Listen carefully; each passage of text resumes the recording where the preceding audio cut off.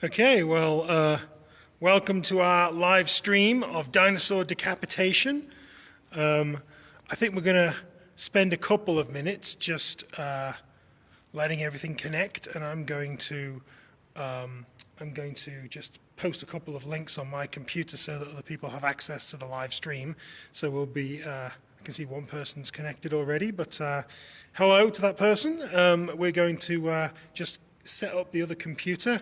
So for a few minutes, there's a little clue that Liz is holding as to what dinosaur we're going to be working on. So I'm going to give the camera to Liz, and she's going to set it up pointing at something, and while I get my computer set up. Do you want me pointing it at the right dinosaur or the wrong dinosaur? It doesn't matter. I just need a couple of minutes to set All right, welcome. We're getting set up, got all our safety gear, getting the neighbors protected as well. So, let's see, I wasn't sure where Denver wanted to have this. Welcome. We'll just wait for people to start joining us. Let's see, which side's the camera on? That side's the camera. Oh, I see one facing. Excuse me. Facing the wrong way. We did it that way. Denver, the camera's going to be backwards from what you're used to, but it's fine. You mean to flip it around? No, I mean it's... you rotated it the other way, but it's fine. Can you not spin it around? Not now. Not once it starts, no. It's fine, though. Just leave it. Right, but the camera is on the other side. Won't it be? Oh, no. It's working perfectly. I know what I'm doing. Denver is still learning how to use smartphones. So welcome. This area of the museum we call the Sandpit. You can kind of guess why. So this is how the museum's been for a bit. You can see some of the existing exhibits. And we're gradually changing things exhibit by exhibit. So that's what we're working on today. Will be this little fellow here that Denver's going to tell you more about. So we have laid out the plastic to catch any dust so that it doesn't get on the sand. I've got my goggles and mask as well to protect myself from the dust. And our little raptor friend over here has been draped so he doesn't get dust in his feathers. This will be the focus of today's thing. And then on either side, we have some other famous members of the Hell Creek Formation. There's an Edmontosaurus over here. Can't see its head. Let's move a little bit so you can see its head. Boop, boop, boop. There. Got its head lying down there in the sand. So this is a big duck-billed dinosaur on this side. And then on the other side of our little friend, we have a Triceratops. Okay, this is the Triceratops specimen you may have seen recently. There was a paper came out, Matt Illies in Denver worked on, talking about the tail of this guy. So that's what you're going to be seeing in the background there. It's the tail of that recent research paper. Denver will post a link to that in the comments at some point, in case you're interested in the paper about what happened to this poor fellow's tail. But we're not here to talk about tails, we're here to talk about heads. Okay, so this is the dinosaur we're working on today, and it's not one of the more famous dinosaurs. It did live in the Hell Creek Formation, as well as other late Cretaceous formations. Lower the camera a little so we have a better view of his head. A little better. Okay, so we're gathering people. Looks like we've got 17 viewing right now. Welcome. Okay, so we have this cute little dinosaur here. You can see its head and its arms. All right, shall we... Denver's ready? What would you like to do? Okay, so I was going to talk a little bit about... You want me to reverse the camera? No, I'm fine. So I'm going to talk a little bit about what we're doing today. So, as Liz has said, this is the dinosaur that we're working on today. This is a mount of a dinosaur called Thescelosaurus neglectus. I'm going to reverse the camera a little bit so I can talk directly to people. Ding, there we go. So it's not ideal because the light is completely on me. Sorry, I lowered it to get a better view of the skull. I'll hold it up. No. If we put it down, the camera goes on the other side. So this goes this way around. Yes, but the reason. Hopefully that will spin round. Yes, it's correct on your laptop, so it worked. You can't turn your phone when live. Yeah, I can. Yeah, it's working okay. Wait, what? Wait. What have you done?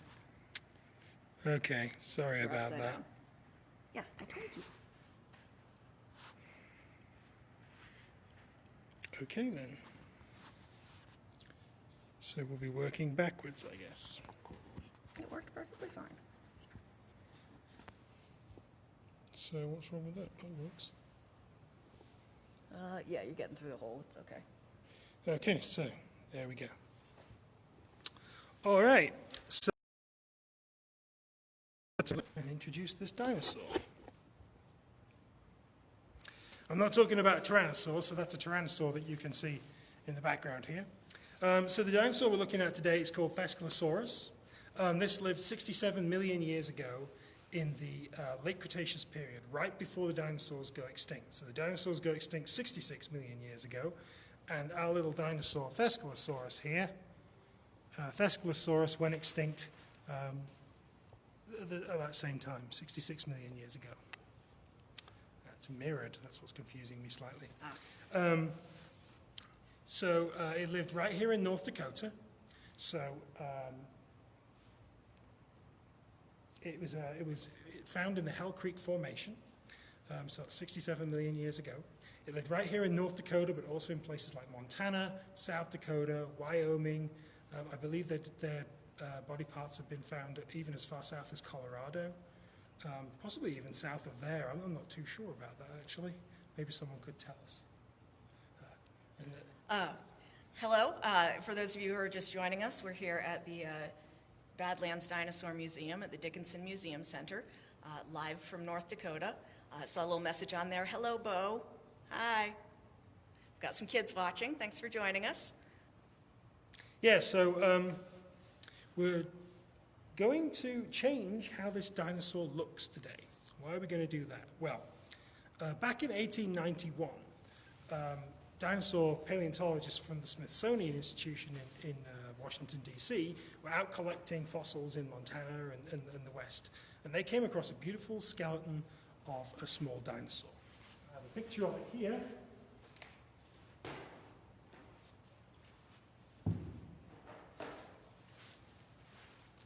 He's just getting the original paper that described this dinosaur.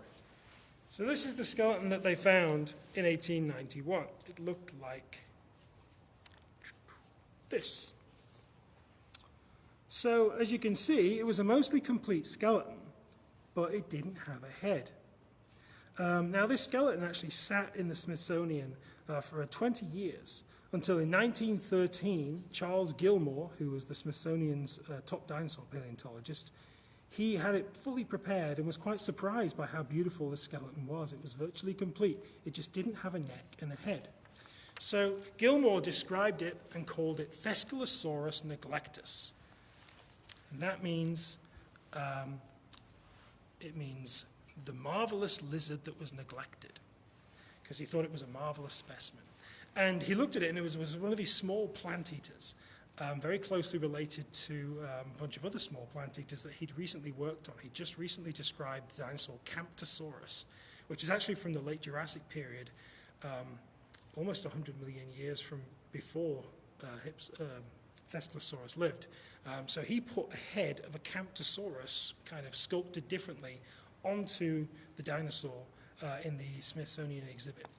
Now, just a couple of years later, he described the complete skeleton, which is what this little manuscript is here.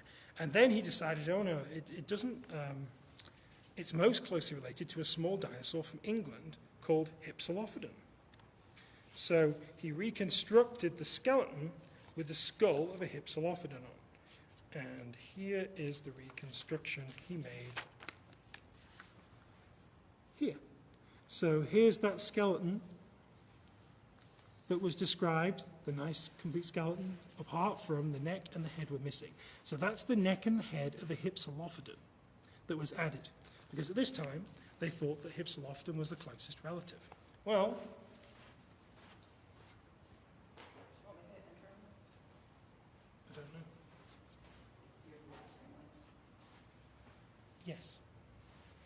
Yeah, so in 1915, he put the Hypsilophodon head on. And actually, no one found a decent head of a Thescelosaurus until relatively recently. So all the way through the 1970s, for 87 years, in fact, no one found a decent skull until the year 2000. So we jump in a little bit here in 1993. So this museum, Badlands Dinosaur Museum, was founded by Alice and Larry League in 1993.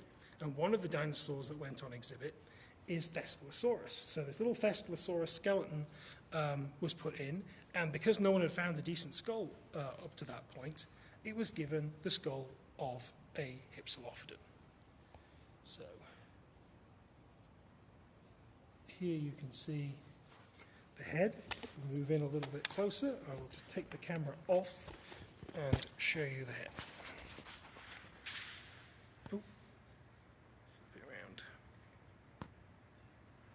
Okay, so here is the head of Thescelosaurus, and it's not the head of our Thescelosaurus mount, so it's a Hypsilophodon skull that's been added.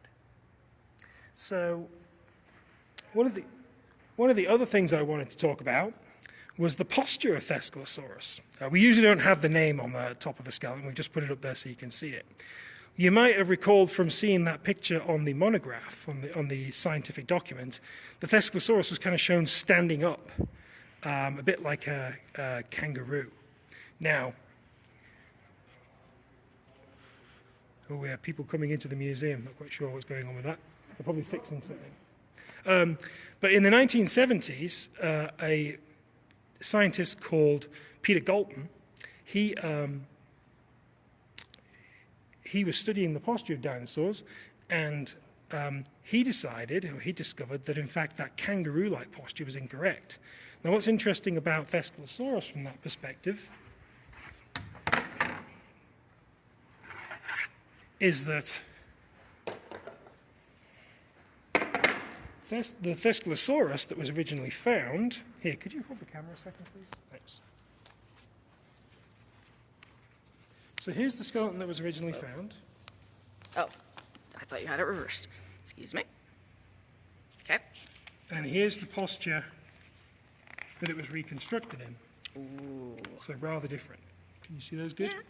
So Peter Galton looked at something like this, and you can see the tail is parallel to the ground, if you imagine the ground here. This animal basically looks like it just fell over sideways.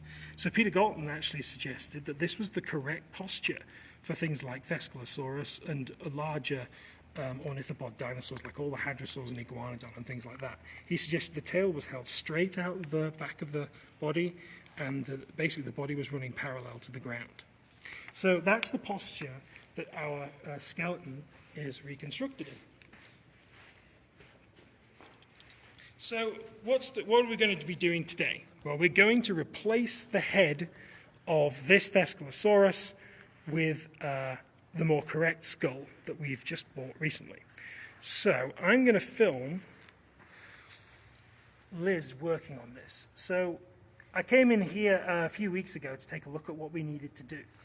And what you can see is there's a little... I thought that maybe we could just make it really easy and slide this head off. Oh, I should say this is a complete cast. This is not a real skeleton. This is a cast of a skeleton. Casts in museum exhibits because they're easier to work with, they're lighter, and the real bones are a bit more fragile. So what we need to do with this is remove the head. Now, I thought it might be a lot easier than this. I thought we'd just slide the head off a rod. There's probably a steel rod in here, and I thought we could just slide the skull off. But when this was installed, somebody filled in the gap where the head fits on with a putty or something. So what we're going to have to do is get a Dremel, a little rotating tool, and cut through this little gap between the skull and the first neck vertebra. Hopefully in there should be a steel rod sticking out, or maybe just a peg or something, which we can then slide the skull off. So I'm going to film Liz doing that, and then we'll see how easy that goes. It might take a couple of minutes, and if all goes well, we'll be able to slide that skull off, and we'll show you the replacement. If it takes a little bit longer than that, we'll show you the replacement anyway, and we'll talk a little bit about the differences between the two skulls. Okay, I'm going to zoom out a little bit, and Liz is going to start cutting with this little Dremel rotating tool. Okay. Okay, so got my safety gear. I'll put my mask on before I go. So we think this is probably made of plaster, or maybe it's some sort of epoxy, so to protect myself from the dust, of course. Not germs, so I can touch both sides of my mask. I'm okay. And I've chosen a very narrow bit because we don't want to cut more than we need to. We just want to make a very, very narrow cut, right between the head and the neck. So right at the base of the occipital condyles, in front of the first vertebra, the atlas vertebra. There you go. Okay, go for it. All right, it's going to make some noise, but we'll take little pauses. So if you have questions and stuff, Denver will keep track of that. We're not expecting to generate too much dust, but you can see we've got a little screen down. We've also covered our feathered dinosaur model with little sheeting so that it doesn't get covered in too much dust. Well, it doesn't get covered in dust on the feathers. Okay, ready to go. No,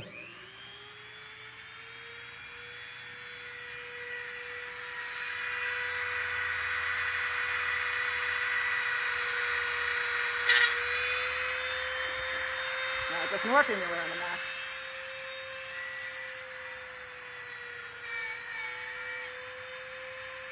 Is it plaster in there?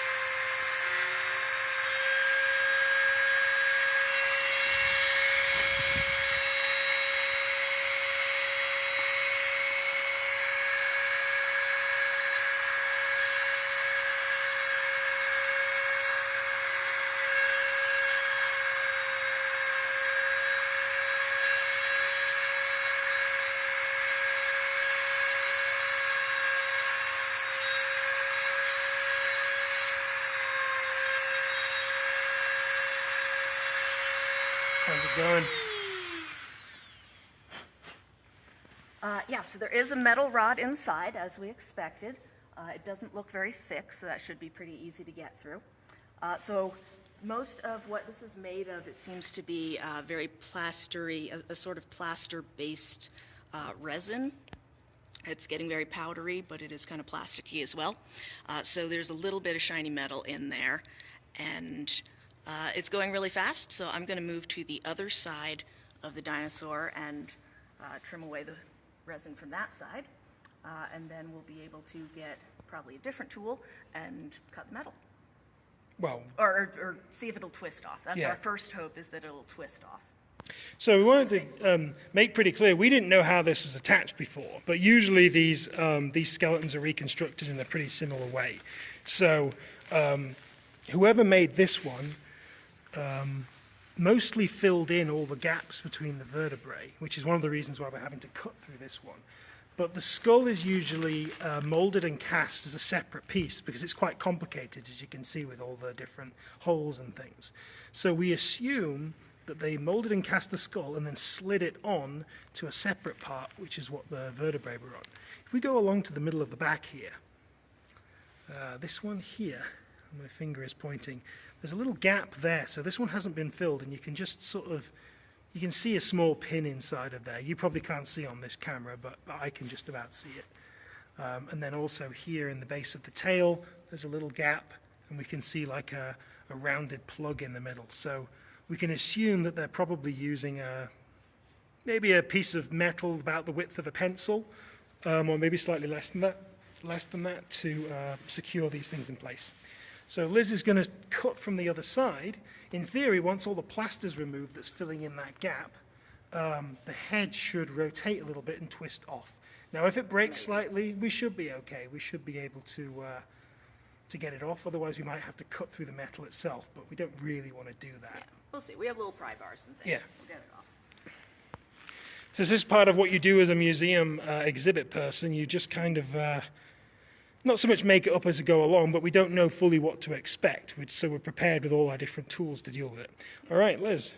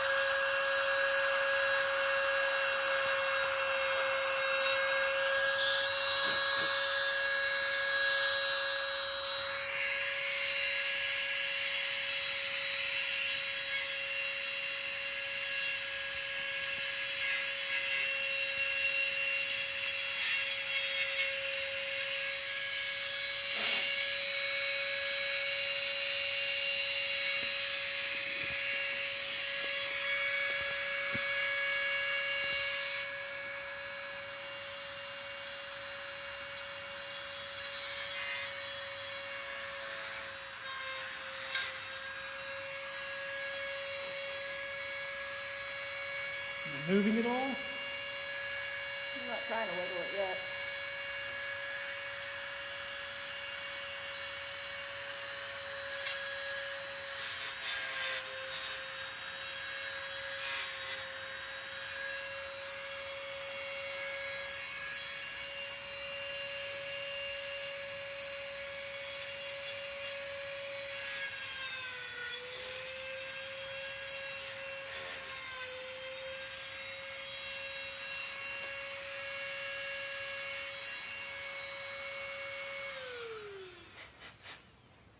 Looks pretty thin. That looks about the same thickness as some of the others.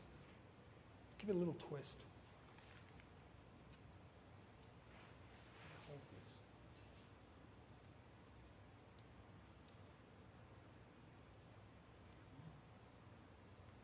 A little pry bar would help.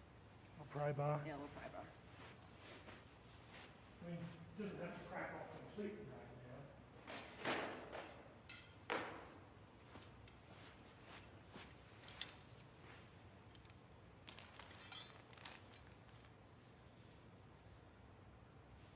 So we're just going to give this a little test pry to see if the head will move slightly. Might need a little bit more drilling. It's impressive how solidly it's on there. Yeah, it looks like they epoxied it right to the rod rather than sliding it on. So they put epoxy on it and then slid it onto the rod. We might have to cut through it at this rate.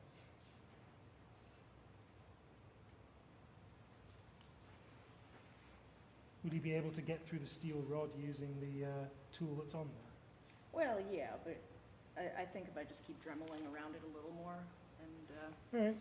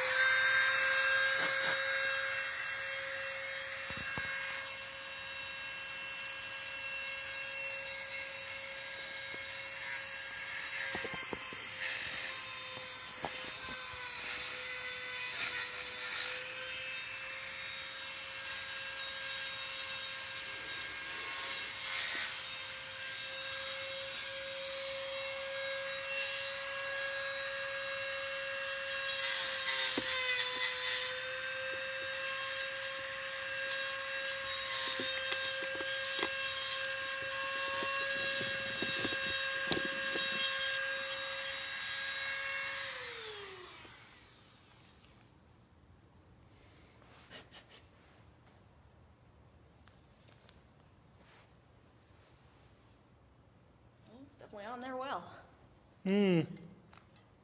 It's a bit pointless, really, having it on that tight because, yeah, I mean, they must have made it this way. Ooh, that's okay. We can glue that on later. We have glue. Those are called the neural arches.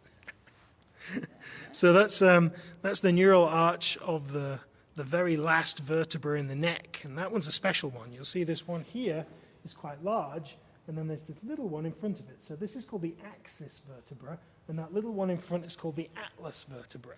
And that's the vertebra on which the ball of the skull sits, so the skull can rotate around. Now this is a model, of course. Oh, I can see it twisting. No, that was the entire skeleton. That's the whole thing? Yeah. I can brace this a little. No, it's, Oh, there goes the cervical. that one was already actually broken. Had a glue line on it. So that wasn't you. This is totally expected. It is not wanting to shift. No, it's on there. Well, I guess we cut through it. You want to cut through the rod? How did they manage that? They must have put the putty on it, or the plaster on it, and then put the actual. Or maybe the natural break point was farther back. That seems weird.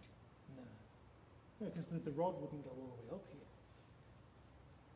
The rod's still going in. Well, we have no real choice but to cut through the rod. Yeah. That's okay. We'll just set up a secondary rod. Yeah, there's definitely room to do that. Yeah. Well, we can always. I wasn't necessarily expecting us to be able to put the new head on it today. We were going to be cutting this head off. If we got a nice clean rod sticking out, we could have just drilled a hole in the new skull and slid it on there.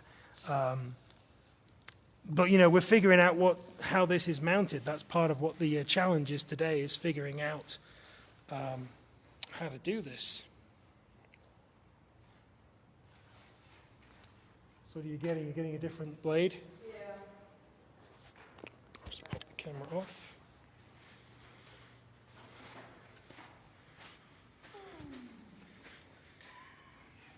So look at our little set of different bits for the Dremel. That looks nice. Is that just a mounting plate? No, that's a blade. You can see the little diamonds and stuff on it. Oh, you'll need the rod to go on it though. The little clampy thing where the blade fits on. I don't usually use these bits, so that's not right. It's just an extra one. So what can we look at while this is fitting a new blade? Maybe I can show you a little bit closer what we're looking at now that there's not a Dremel in the way. So you can see the gap between those vertebrae. You can maybe see it shining a little bit, a little piece of steel in that gap. So we've got to cut through that.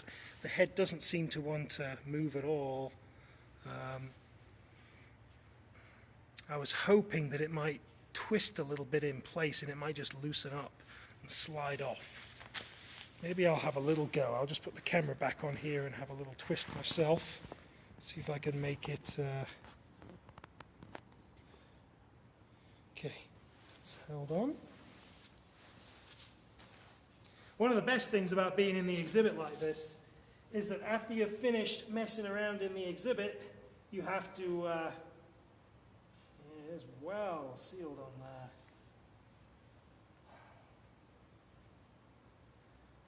I don't know whether you could get in at an angle, take a little bit more plaster out from around that rod. Probably not. Shouldn't take too long to cut through, though. I mean, a hacksaw would work, especially from underneath.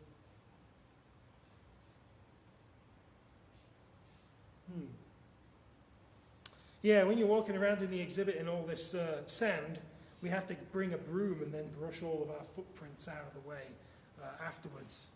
So, although right now, of course, we're closed to the public, so I'm not too worried about that at the moment. So, beach party in the museum.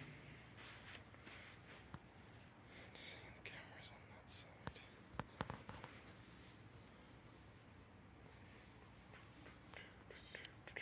side.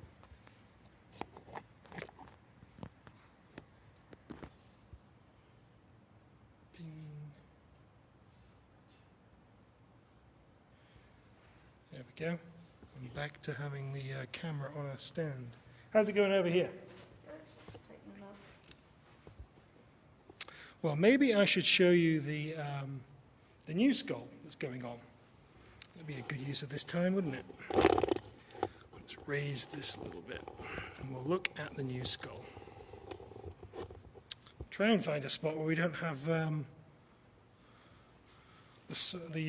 lights blazing in the background. Okay, that should give us that one. Okay, I'm going to get the new skull.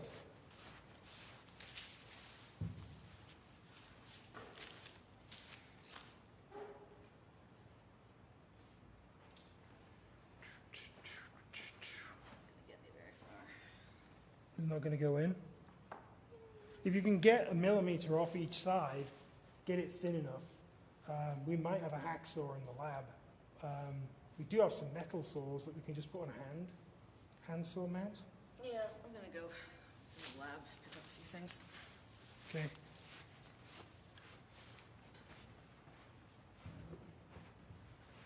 Trying to lift over it.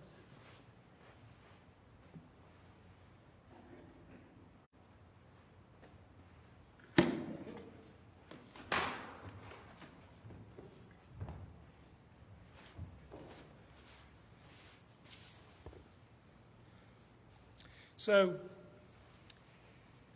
I believe we were in the 1970s when I last talked about the story of Thescelosaurus. So, Thescelosaurus in the 1970s, there were a few broken skulls that were found, but they never really had the snout shape.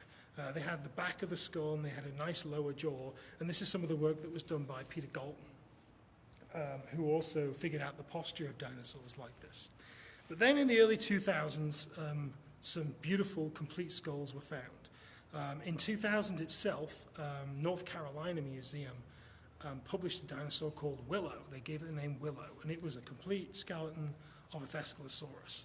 Now, they didn't really focus on the skull. In fact, they didn't show the skull in their paper at all. They were talking about a concretion that had been found in the chest area, which they had suggested might be actually a fossilized heart. And they did some CT scans on it and found that it may have had different chambers in it.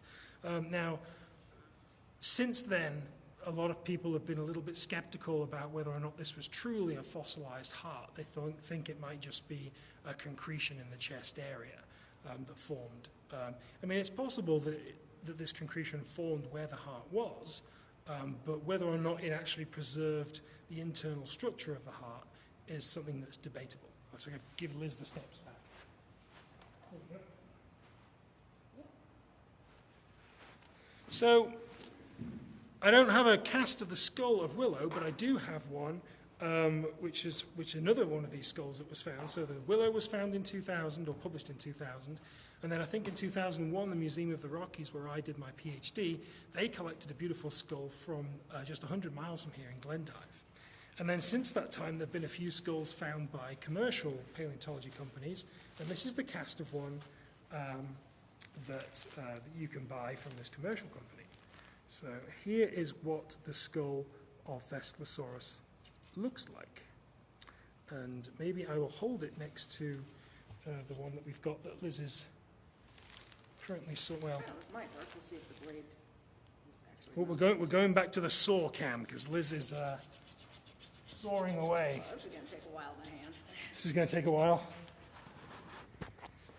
Okay, let's flip this around again. Think it's working? Could be wishful thinking. Should be, but coming in from underneath might work better, if that's possible. Do you want me to hold it steady? No, this gives me good stability. Okay. Downward pressure is easier to do than upward pressure. It's better than watching paint dry.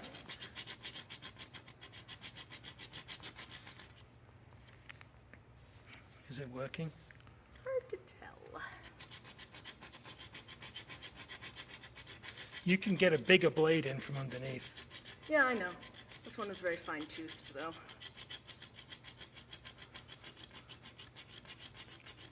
Don't know how strong it is. If I can get out the way I came in. Not doing anything. Yeah, well, it's shiny. I mean, it's doing something, but it's going to take a long while. not at all sharp. We'll use the other blade. It's a bigger blade, but it's a longer. Can you get that in? Double blade. Let me put 2 on here. We have the metal tooth blades that go on the. Is that going to fit?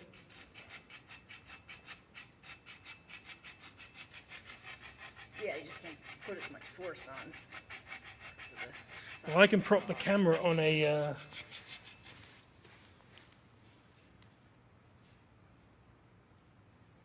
Not sure if that's working any faster. So you could try and grind through it with a Dremel.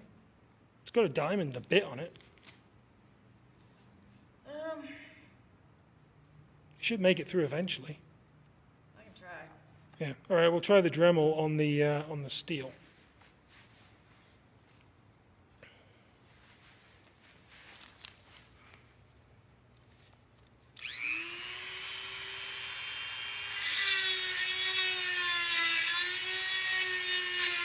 It's making the right noises.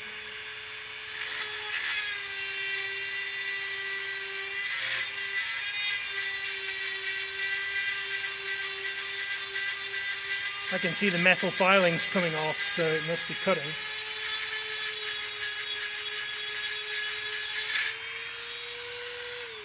And it doesn't matter if you dig a little hole in the back of the skull there. Yeah, that worked a lot better than the saw. Yeah. All right, that's All the right. method. Cut through it with that one then.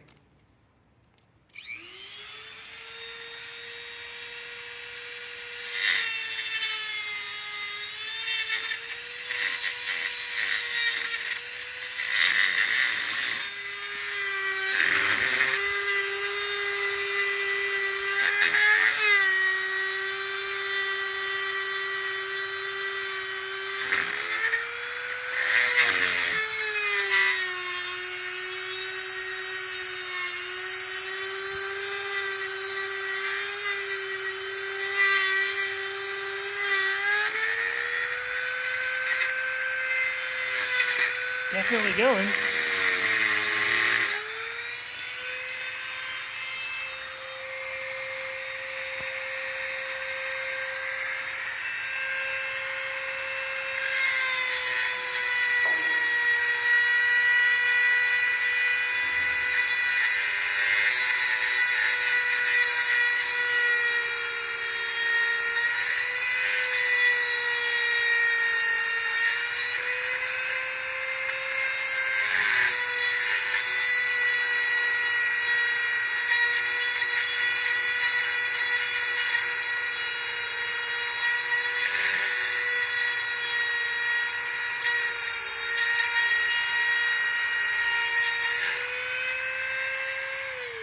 I reckon you're about halfway through it. Yeah, it's holding up pretty well.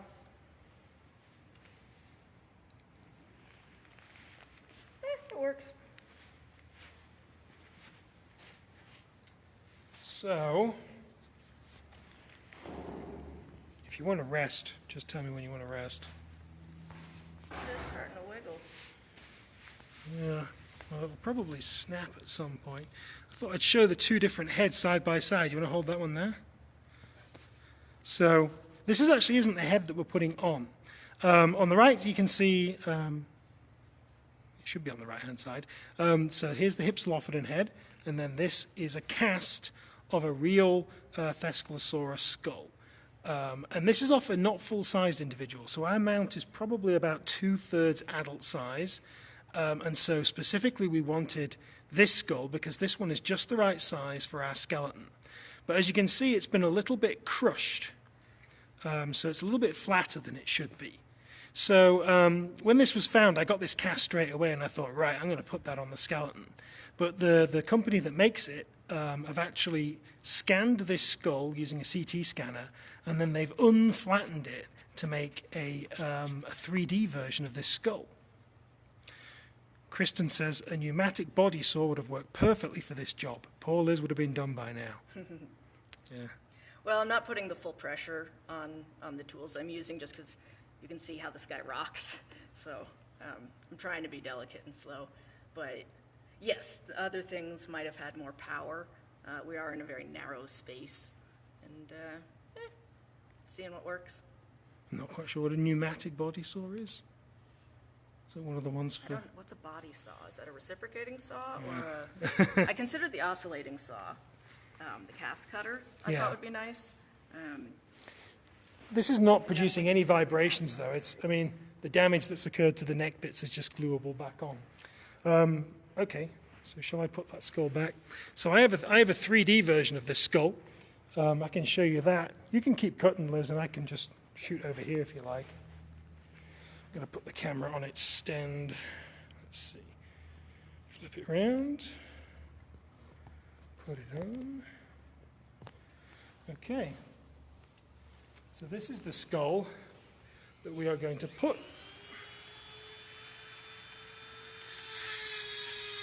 on there.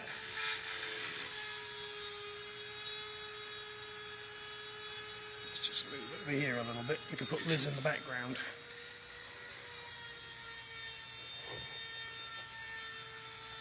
Yeah, so here's the skull.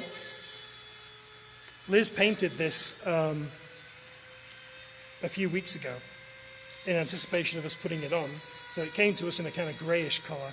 And Liz painted it, and she made the teeth all nice and shiny. So enamel is often very shiny, so it looks like this. So let's go see how Liz is getting on.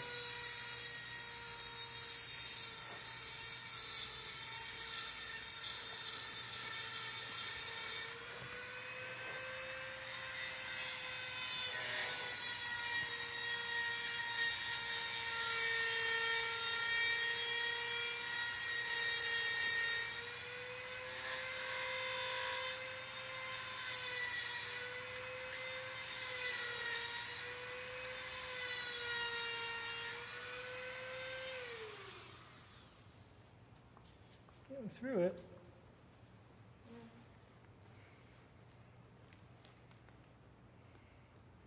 Ooh, it's wiggling. Yeah. I think This is one reason I didn't want to just slice through it too quickly, is because we would like to preserve the steel rod if we can. That way we can just pop the next skull onto it. Yeah, see, this is exactly what we wanted to happen. The skull up here is becoming loosened from the slight vibrations and my twisting. It's getting loose off the steel rod, so we're hoping we can just pull it straight off at some point. It might be the plaster that you've removed right around the steel as well, as you've dug in a little bit more with an angle. Is that pulling now? Well, it's definitely twisting a bit. Oh, there it goes. Do you want me to... Oh, here we There go. it goes. There we go. Getting some good twist going on. Can we get closer? This is where we find out that it's full of bees. Like, All right, that's not the right posture. I know. Scientifically inaccurate. I know, that's what I'm saying. This is the Exorcist version. Yeah. Okay. So is it a screw? Is it No, unscrewing? it's just a smooth rod, but it's coming. This is it. That's really good with the rod on there too. This is it. There, that's what we wanted. See, now all we have to do is take the new skull, drill a hole in the back, and pop it on. That's deep. There we go. Yeah, that's what we did. All right. There's your old rubbish skull. Look at those terrible suture lines. Yeah, so here's the old head. It has now been removed. I'm going to put this on display, and the story of why Thescelosaurus has got the wrong head is going to be part of the new display. It's going to be on panels up there. Yeah, we would have gotten through that bar. Not too much longer from now. But it's still sturdy enough we can pop the new head on. And... Do you want to hold the new head on there and see what it looks like? Yeah, give me the new head. All right, give me a second. Yeah, I know walking's a little slower in the sand. It's like you're on the beach. Well, I try to also make it so that people can see something. Yeah. Incredible camera stand. Okay, just give me that. Okay, you have the camera. Yeah, doing a little chiropractic treatment here. So I'll go around you.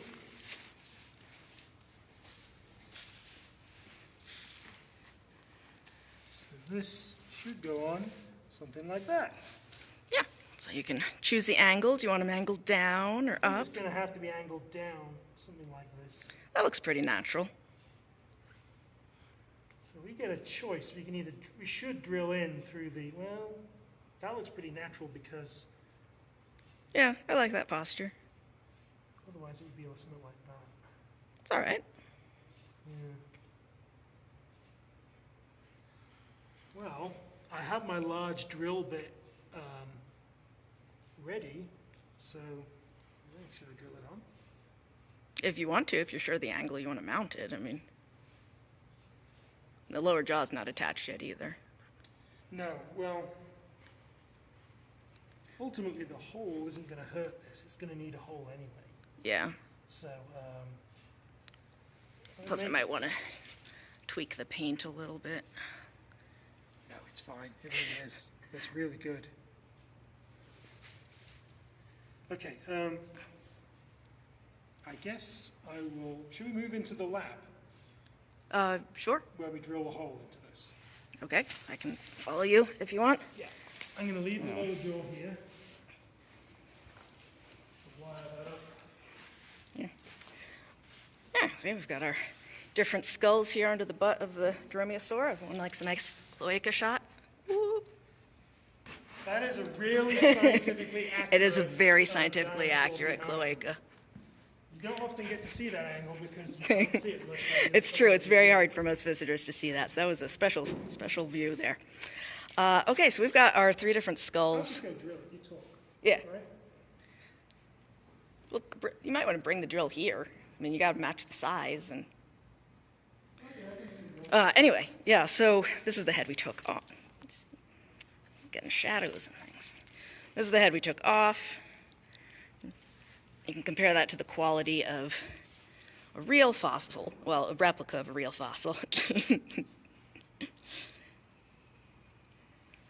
So this is an actual replica of a real fossil. And then what they did, because it's a little crushed and broken, is they fixed it 3-dimensionally in a computer. And so that's where the skull Denver is going to attach is. Here's the lower jaw of it. So initially this was gray as well, and so I painted it, trying to match the skeleton colors that we have. So I still need to do a few adjustments color-wise. It's kind of a trial and error process with a lot of different layers of paint and dry brushing and washes. So I need to get a little more darkness into the deep cracks. But I think, from a distance, people are going to be standing up there. From a distance, the color should match pretty well. So we'll see. And I chose this coloration simply to match the existing replica skeleton we have here. It's not necessarily exactly the same color as the original bones. So I bet Clint Boyd could tell me how close we are to the color of the actual bones. But I was just trying to match it to the rest of the body that we have here.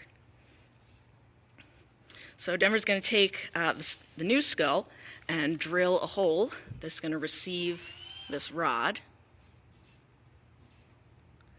And so that's going to go basically where the spinal cord would go. So the spinal cord would run right up here.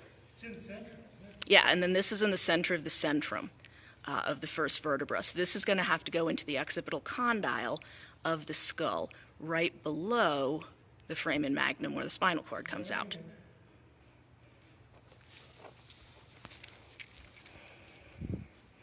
There's Denver. Not sure that's a OSHA-approved method. But It's fine. I'm not doing the drill at full rate.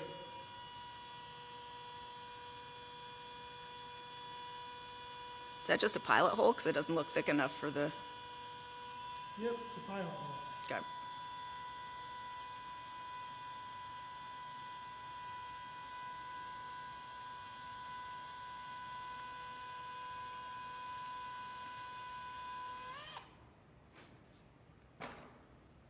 Yeah, take a look to see if which one of these bits is the right size. Those are pretty close, actually. Let's see what we got. Oh, it was made of black plastic, yeah? Little small. Yeah, I'd use this one. This one? Yeah. Yeah, So I thought, like, this sort of video, I thought people might be interested to see sometimes what museum people do when we're working in a museum. Most of the time, I'm just typing things into my computer, which is probably not very exciting. But occasionally, we get to do something like this, which is a bit different. Yeah, so sometimes Denver's doing research on his computer, writing papers. Sometimes he's making exhibit panels to put new signs out in the museum. There's Clint. Hi, Clint.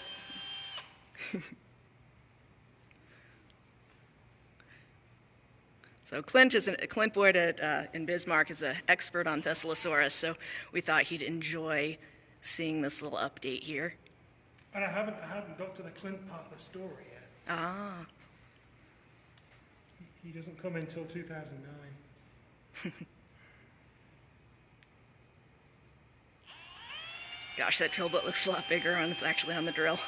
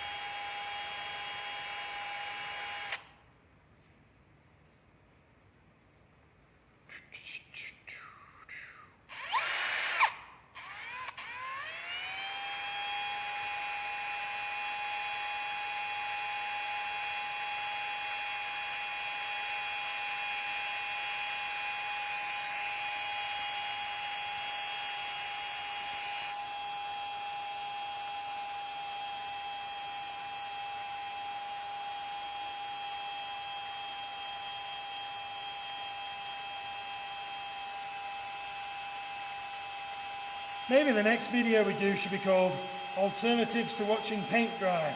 I mean, we could literally just paint a dinosaur and you can watch it dry. Yeah, I do that. You want to give it a test fit? Yeah, see how that fits. And also the angle. I mean, the thing is, the angle... Dinosaur craniotomies.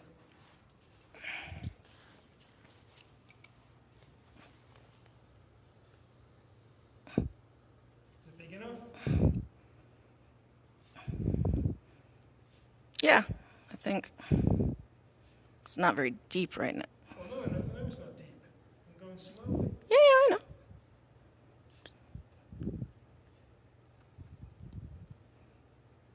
Yeah, I think it'll be big enough to wiggle on with a tight fit. You can get... Yeah, exactly. It's just... Yeah. You think the direction... Yeah, just kind of ream it in and out a little bit to... I think the direction's all right, yeah.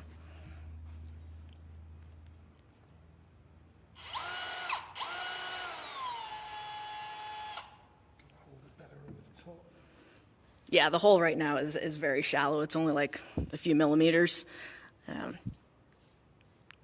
So it's not a sturdy attachment just yet. Also, the newer replicas are made of a much higher quality resin, so we're not worried about it fracturing like the old stuff is.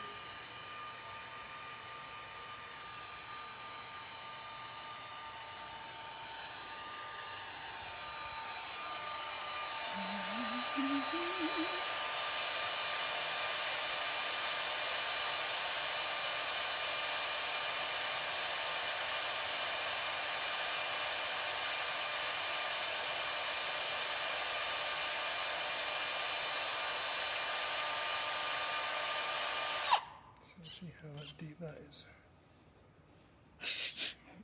Getting a lot of... It's melting a little bit, of course. Yeah. Actually, it's not melting. Is it not? How deep that is. Just pop this up. It's going to be difficult to put on there. Sorry about that. It's a slight flaw with the mount, that the mounting mechanism goes where the off button is.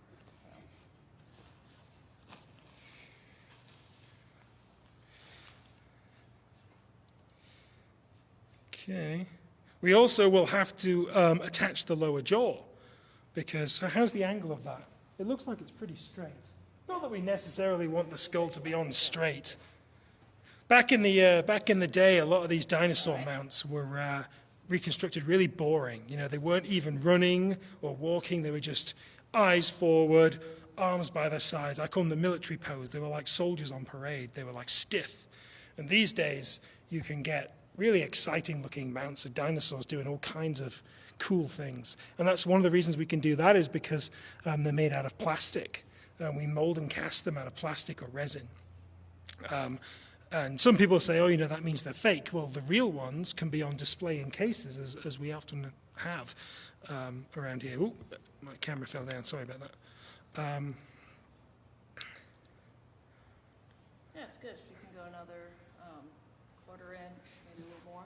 A quarter-inch. Yes. Okay. I'll get it back to where it was.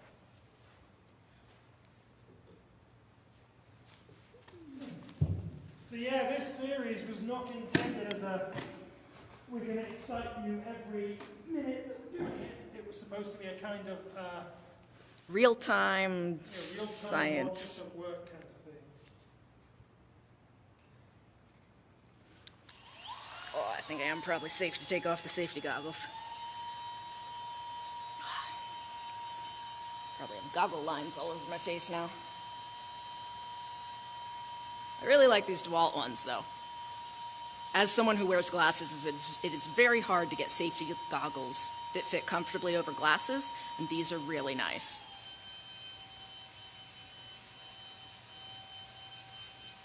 Do you know how much a full skeleton cast of a Thescelosaur would cost these days? Don't know what? How much a full skeleton would cost these days? There's a question. Someone's wondering. I don't know. A similarly sized skeleton might be.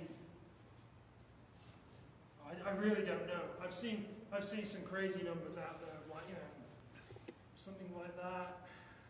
I'd imagine 20 grand, maybe more. Yeah, something that has the individual bones depends on the quality of it. So, like, if lots of pieces are kind of merged together into segments versus all being completely separate bones. So, like in this one, most of these tail vertebrae are all together. So they've kind of segmented the skeleton out, and that's a fairly simple mold to do. But if you were to get a skeleton where every single vertebra was individually cast and then mounted, that's of course a lot more labor.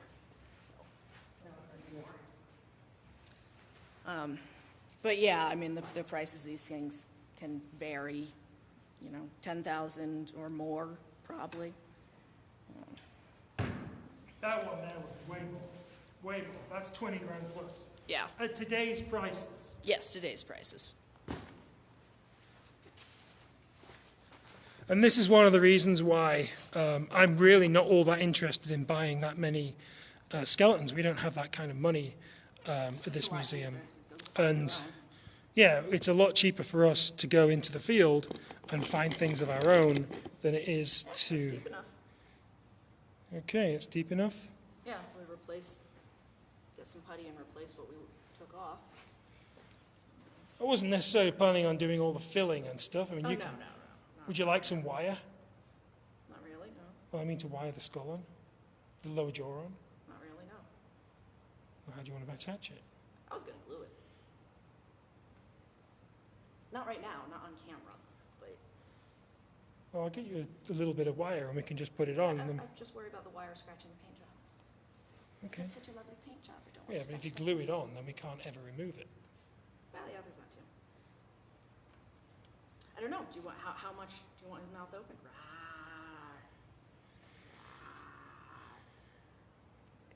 Stanley says, would $20,000 fund a season of digging? Absolutely.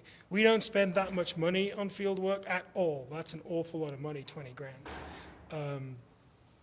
If you've got to have a helicopter and things like that, well, those add a lot of cost. But honestly, like, we do field work on the cheap. We go out, we camp in the middle of a field, literally. We don't have any facilities. Yeah. And Buy some groceries for the week. yeah, buy groceries. Gas. We occasionally have to buy new equipment like saws and things, and hammers and chisels, but you know, they don't cost too much. Yeah, I mean, most of what we get is used. So we go to a lot of garage sales and auction sales, and you can get really great, sturdy tools for a fraction of what they'd cost new. So Yeah, save money where we can. you should see the camera mount that I'm using here. It's an old tripod from an auction for $2 or $3 with a clamp stuck to the top, but it works Very perfect. rusty C-clamp, but it works. Yeah, it works. Yeah. So, I mean, I can get you some glue. We can glue on the bits that we snapped off the neck. That's very interesting. Let's watch it paint dry. Yeah. I'm going to put the security on the back area, so Okay. that door you'll have to turn off. Take care. Have Yeah, you too. Have a yeah, happy Easter. That's our historian, Alison. She's just heading out. So we have a history side to the museum as well. Yeah, so I don't know. What else do we want to do? Not like that. We can go with the saber-toothed cat style, fully disarticulated. Well, I just thought that if we make two little hooks out of wire, you won't need to put much pressure on it. You could hook the wire, You can actually wrap it around part of it. yeah, and then hook it underneath the lower jaw. I'll just go get you some stiff wire. Give me a minute.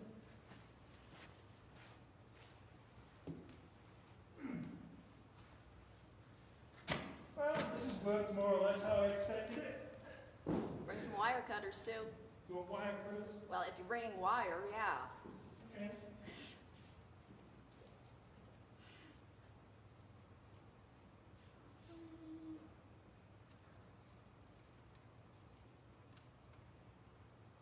This is what I do when I'm not at the university. Actually, my students are taking a test right now, but it's all online, so I can be here playing with dinosaurs while they're taking their anatomy test.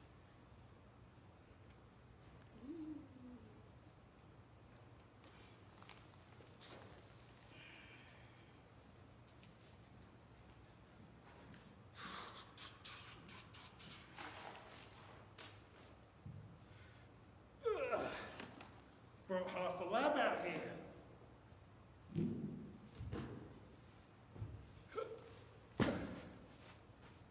Okay.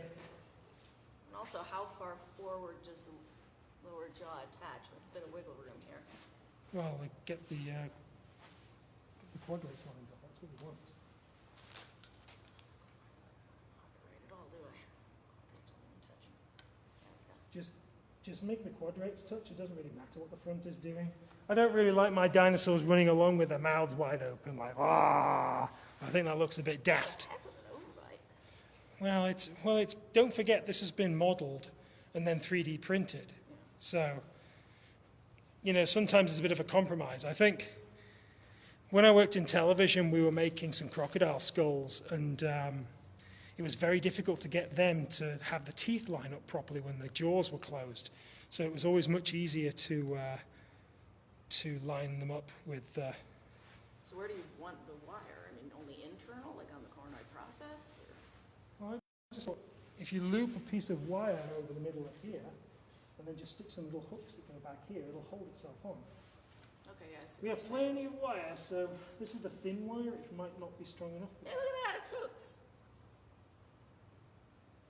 Yeah, that would work. Just wire it on. I think this should be enough.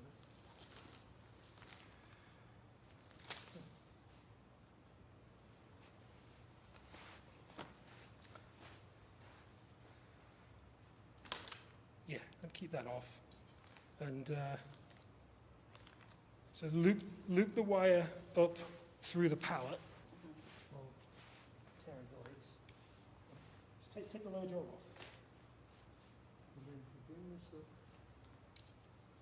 here, just going to bring it around circles up, through, down, this, and then just turn this into like little hooks. This should come over the back of here. So, might be easier to do if we didn't remove the skull and hook it on. There, like that, see? And then just bring this around so that it's like, get it up where it needs to be. And then just do something like this. Oh, so you are wrapping around the sternum. No, just like this. Is that going to hold? I'm trying to make a little cradle on the bottom. I mean, this is something we can perfect in the lab. get it so it's fully supported. But it's also something that you probably won't be able to see from a distance anyway.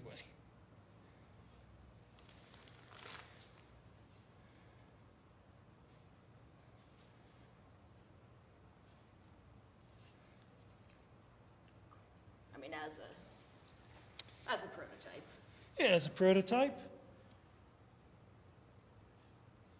That works. We'll just have to snip the wire and clean it up a little bit. Yeah, I can always paint the wire too. Should we go up on the balcony and see what it looks like from up there? Sure, go on. Yeah. I'm going to go climb up on the balcony and see what the view is like. So I have to get my stool.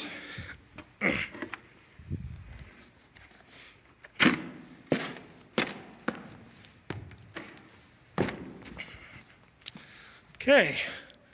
One of the nice things about the sandpit is you can view it from lots of different angles, of course. So here's what this little guy looks like now from the front, being chased by a dinosaur that lived 10 million years earlier.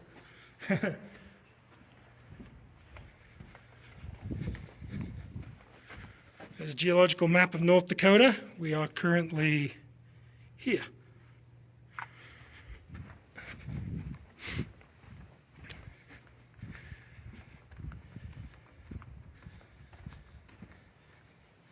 So there we go. Here's our little Thescelosaurus with the correct head on it. Looks a lot better. And this is the old panel that we're going to replace with something that looks a little bit better like this. So this is some panels that we put together about Larry, our Triceratops with a broken tail. We haven't just modeled it that way, that it genuinely has a injured tail which had a kink in it at the end. I don't know if we need to be live for much longer. Maybe if people have questions, if people have got any questions they've got to ask. You got any questions on there, Liz? Is it showing my face at the moment? There's a lot of comments. Oh, Andre Tuchin just joined. Oh. I can't see any. I can see some of the current questions. Yeah, if people have got any questions about what we've been working on. I was going to finish off the story. So these skulls were found, like there were some found in 2000, 2001, I think.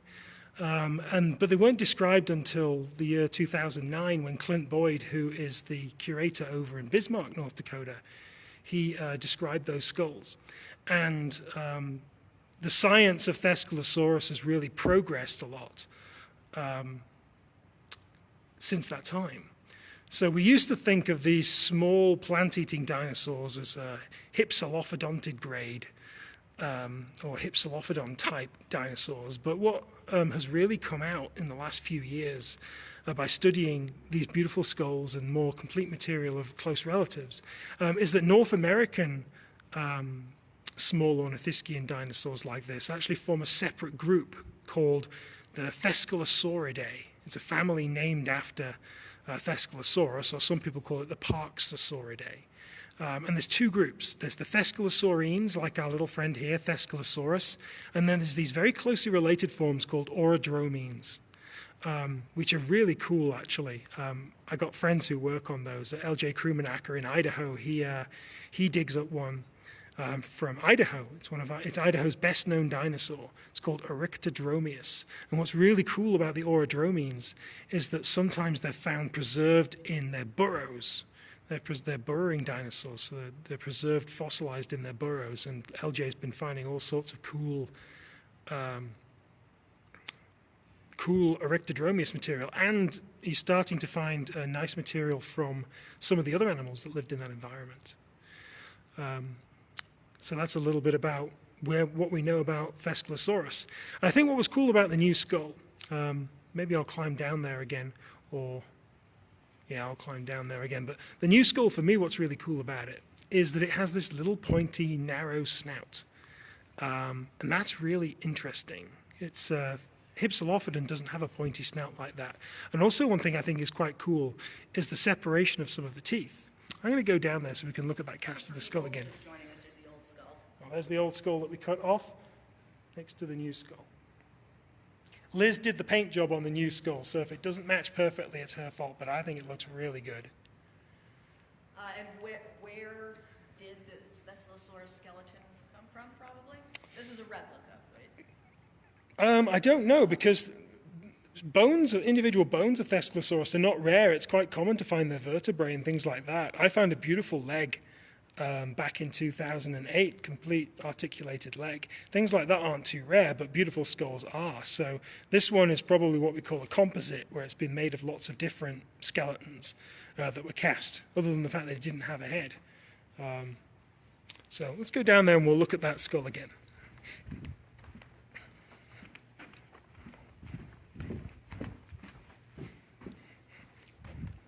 There's my caviar tin. This is when I was buying caviar and diamonds with the museum funds. The diamonds were for the diamond drill that we needed, and the caviar tin was empty when it was sent to me. I've never eaten real caviar. It sounds pretty gross. Could you pass the grey skull over to me, please? Yeah, so here is, let's see, that catches the light pretty good. So here is the skull, the original, well, this is a copy of the original that the one that we've just stuck on the skeleton is based on. So you can see it has this very narrow snout. What I like is the spacing between these front teeth here. It's almost like a rake. I think that's really interesting. I'm not actually all that interested in how these things evolve. It's okay. I'm more interested in the different ecological roles the different species have, and maybe the different kinds of food they eat, that kind of thing. So I find the different teeth that you have in the front, they're kind of diamond-shaped, and then these ones at the back are more leaf-shaped, probably for chewing. I think this is really interesting. It's a little bit different to, well, this skull is not very accurate at all. There should be some little teeth. There should be some little teeth here at the front too of the Hypsilophodon. But there's something interesting going on with that tooth morphology, and perhaps Clint is working on that right now. I don't know. I think that's really awesome. So this skull is going to be painted a little bit, not too much because we want to keep the detail, and then this and that Hypsilophodon skull are going to go up in the display, telling the story of when we cut the head off our Thescelosaurus. So, do we have anything to add, or what do you think? That's about it. I mean, I didn't think we were going to get the new one on. We got the old one off pretty quickly and got the new one on. And so we'll just add a little putty to fill that gap in the neck again. Not that there would be bone there would be cartilage in real life, but just to make it match the rest of it, we'll go ahead and fill it in. Yeah, we'll fiddle around with some fine details on it. We can move things about a bit, but at the moment, that looks pretty good. All right, well, thanks for watching, and feel free to add comments and questions afterwards to the comments after this. And I think we're pretty good. All right, well, cheers, everybody, and see you later.